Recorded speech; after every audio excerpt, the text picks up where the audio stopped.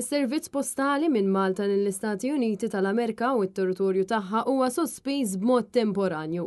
Din id-deċiżjoni ser tidħol fis-seħħ mill-10 ta' filgħodu tas-Sibt 23 ta' Awwissu.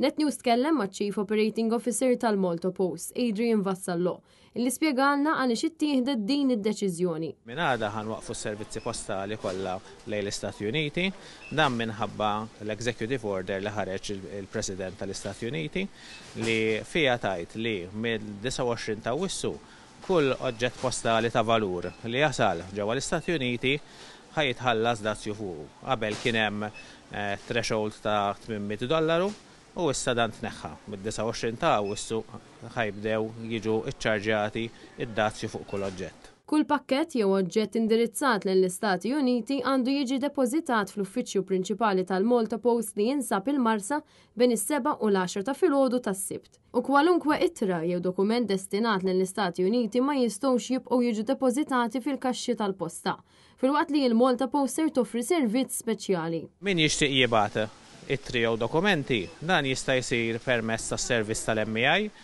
l-servizz nofruh fil-Post Offices tagħna u għal-uniku servizz li ħajbqa' miftuħ għall-Istati Uniti. Nirrepeti li huwa għal-dokumenti u ittri biss, ġifieri pakketti, oġġetti ta' valur ma jistgħu jinbagħtu għalissa bl-ebda servizz. Ovvjament naġġornaw il-pubbliku ma' kull aġġornament li jkollna u nżommuhom informati bl-iżviluppi. Din is-sospensjoni daħlet minħabba ordni eżekuttiva maħruġa mill-President tal-Istati Uniti li tneħħi l-benefiċċju eżistenti ta' duty free għal posta internazzjonali. Il-posta li tidħol mill-Istati Uniti lejn Malta tibqa' mhux affettwata. Taħt din ir-regola l-ġdida kull oġġett postali mibgħut lejn l-Istati Uniti irrespettivament mill-valur jew l-oriġini tiegħu ser ikun suġġett għal dazzi imposti mid-dwana tal-Istati Uniti. Din il-bidla sinifikanti tolqot kemm individwi kif ukoll negozji madwar id-dinja, inkluż dawk f'Malta li jibagħtu oġġetti permezz tan-networks postali lejn l-Istati Uniti.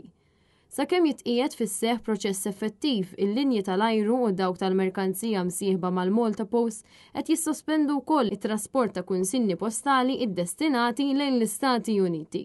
Is-sospensjoni hi miżura temporanja sabiex ikun hemm biżżejjed żmien għal soluzzjoni.